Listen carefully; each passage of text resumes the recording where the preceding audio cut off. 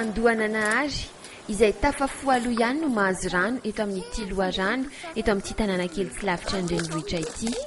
Taraiky ilalaina vao naka rano androany, somary nanahirana ny fanovozany. Maraina raha ohatra ka mahatratra moa, rehefa tsy mahatratra dia miandry anazy feno indray. Izay zao etsy ambony etsy mipetraka dia ny rano tsy maharaka azy nefa lohataona dia efa misintona ny rano. Fefakadany ny mahafeno an'ity. Izy aloha tsy azo sotroina raha tsy ampangotrahany. Ity loharano ity no ifampizaran'ny mpiray tanàna izay tsy mahatakatra ny mividy rano eny amin'ny pompy. Io zao fangalanay rano, dia ilay rano tsy ampy satria be da be izay manjifa azy, be da be izay izany maka azy.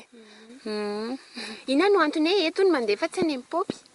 Satria ny pompy tsy mandeha, moa ny rano amin'ny pompy konkoa mbola izy mbola misy hoe sarany kely aloha hoe fidiana.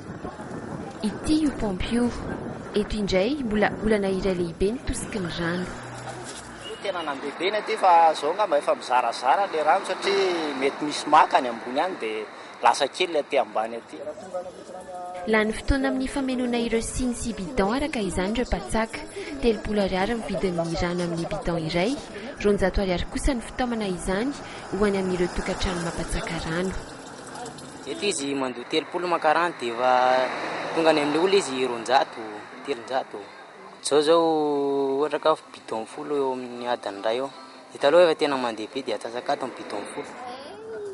Tsy mbola nisy ny fepetra mazava andraisin'ireo tompony andraikitra mahakasika izay olana amin'ny tosiky ny rano izay, rehefa lohataona saika mitrangatrano izay olana izay mantsy.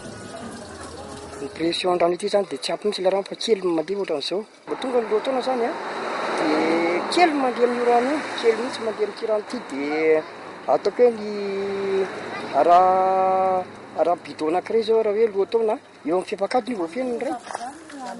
Rano tsy vitsy amin'ny tanàna ambanivohitra tahaka izao no mbola misedra olana amin'ny fahazona izay maimaim-poana. Iray amin'ireo tanjon'ny taona fahatelo an'ny fampandrosoana nefa ny famatsiana rano fisotro madio ho an'ny rehetra.